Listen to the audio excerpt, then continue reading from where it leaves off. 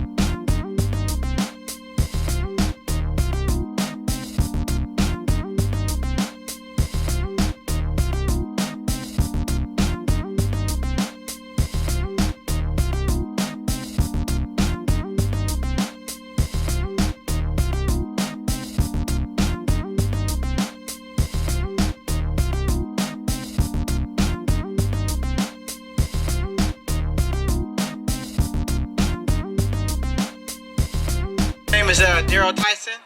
I'm actually an NBA FIBA agent. FIBA is overseas, so I do in the States basketball and overseas basketball professionally.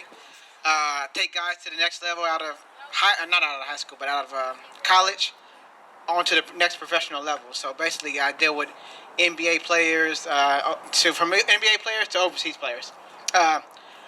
I'm actually from Oakland, California, the home of the NBA champs, the Golden State Warriors. So I had to throw that out there. But I want to basically touch on what Demetrius said earlier as far as, character, academics, and, for all you guys transitioning into high school and transitioning out of high school. I'll first start off with academics. Academics is everything. Without academics, there is no basketball. You have your street basketball, but as far as professionally wise, you don't have anything professionally collegiately wise, if you can't get your academics in order. Because, believe me or not, it's a lot of players out there and not a lot of jobs. There's only 450 jobs in the NBA alone, and overseas you only have a handful of teams that actually bring in Americans and are willing to pay them. So, I'll tell you a little short story about a guy that I know out in Arizona. Great player, had all the talent in the world, NBA prospect. Recently, barely graduated, but his academics were horrible, and he was getting recruited by Kentucky, recruited by USC, Arizona State. But if you can't get the grades, then you're not going to be able to take it to the next level. So what he is basically doing now is he's actually at home just sitting on the couch because he wasn't able to get his academics in order. Now, for all you smaller guys coming up from grade school to middle school to high school, you got to understand that academics is everything. Because if you're out there not doing the work, coming home and not actually dedicating yourself to your studies, it's going to be harder along the line. Even if you don't decide to go and do basketball later, still out in the real world, you're going to need that information. You'll need that guidance in order to do something with your life. Going back to the guy from Arizona, now he's basically just sitting out at home, can't do anything now because he can't take it to the next level because colleges, once your grades are bad in high school, colleges will drop you. It's not personal, it's strictly business. And coming from my business, this is what I see every day, every year. Secondly, I want to touch on is character. Character is everything. What you do on and off the court speaks a lot about you and a lot about how you carry yourself. So carrying yourself is a big thing because you can have all the talent in the world, but if you're not a good person or you don't show good traits, a lot of teams, a lot of coaches are not going to mess with you. Just to touch on the story I said earlier, the same guy, he couldn't get his academics in order, so he ended up turning into a life of crime. So he ended up going to jail, and in addition, when not getting his academics in order, going to jail just pretty much puts the nail in the coffin for you, because once you have a record, teams, players, teams, coaches, they're not going to want to take a risk on you because, like I said, there's a lot of players out there. They can just move on to the next one. So, like Darmitris said, pull your pants up, show some kind of class when you're out here in the real world because, when you don't think people's looking at you, somebody's looking at you. Somebody's always looking at you wherever you go. So, just keeping good etiquette, keeping good hygiene, just modeling yourself after positive people will help you along the way. In a great. Thanks for your time, and I appreciate everything, guys. All right, thanks, Darryl, for coming out. Does anyone?